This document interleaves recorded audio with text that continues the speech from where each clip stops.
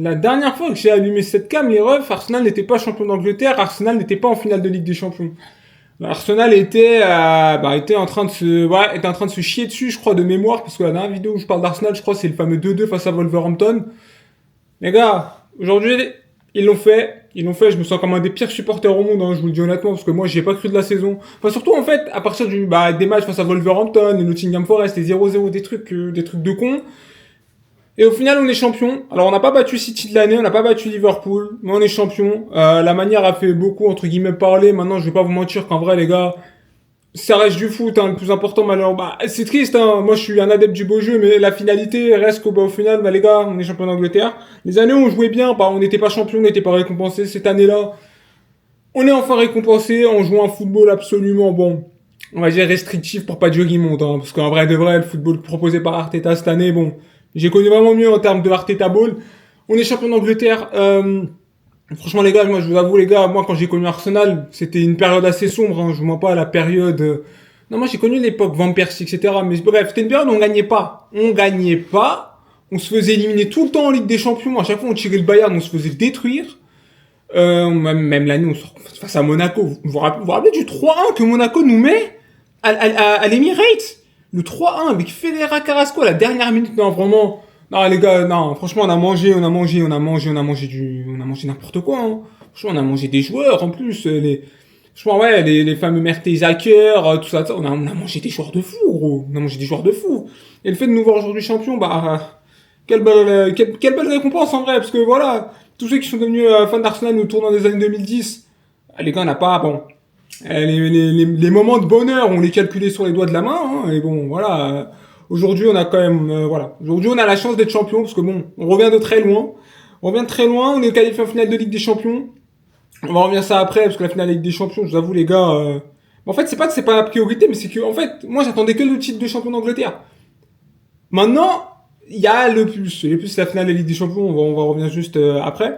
Honnêtement, c'est surtout un sentiment de joie, de libération. En fait, c'est surtout la libération, tu vois. C'est le sentiment de, ok, ça y est, on peut plus se moquer de nous. On peut plus se moquer de nous. On a été moqué, on a été raillé, on a été pendant trop longtemps en fait, pendant trop longtemps. Et en vrai, c'était peut-être aussi à raison. Hein, pour façon pour le coup, les courses face à City, à chaque fois, on se faisait tuer sur la fin. Euh, on se faisait tuer. L'année dernière face à Liverpool, on fait n'importe quoi. La semaine dernière, on fait n'importe quoi. Mais bref, tout ça est derrière nous. Maintenant, on a une finale de. Bah, du coup, on va pouvoir vite fait revenir sur cette finale de Ligue des Champions, parce que je dois avouer qu'en vrai, la PL, les gars, les succès face à Newcastle, le succès face à Fulham, etc.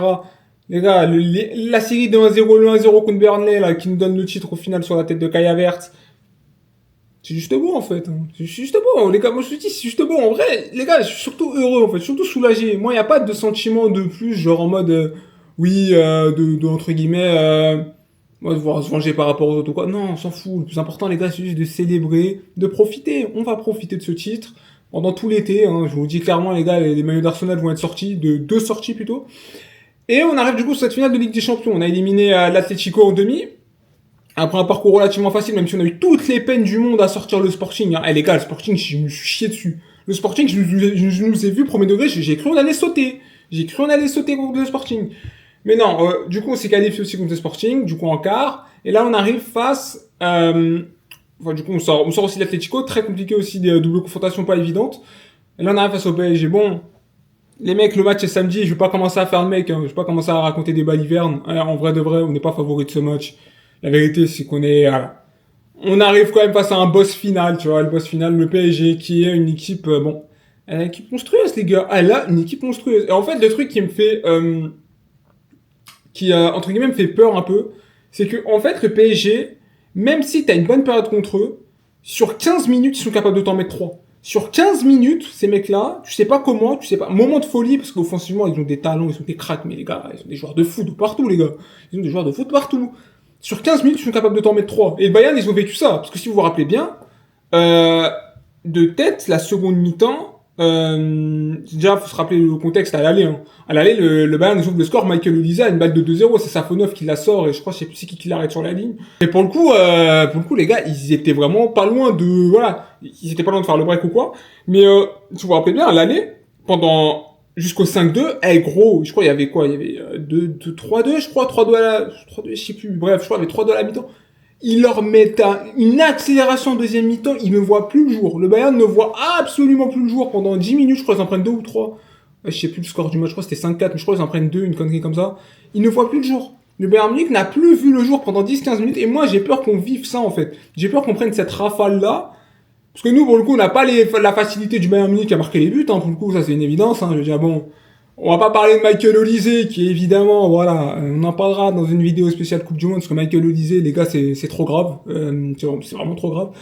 Mais vraiment, j'ai peur de ça, en fait, essentiellement. Mais comme je vous ai dit, moi, pour moi, ce match-là, c'est avant tout du bonus.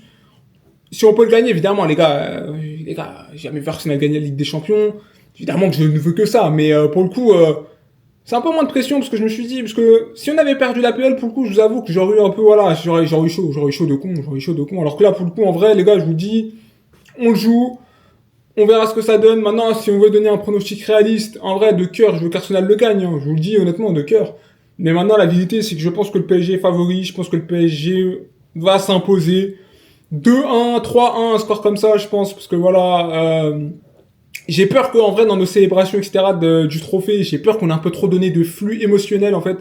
Et j'ai peur qu'entre guillemets, là, dans un autre, parce que là, pour le coup, là, les gars, nos joueurs, mentalement, je sais pas dans quel mood, hein, mais je pense qu'ils sont cuits. Hein. Les mecs, ils ont tellement, on a fait la bringue pour célébrer le titre, c'était n'importe quoi dans les rues de Londres.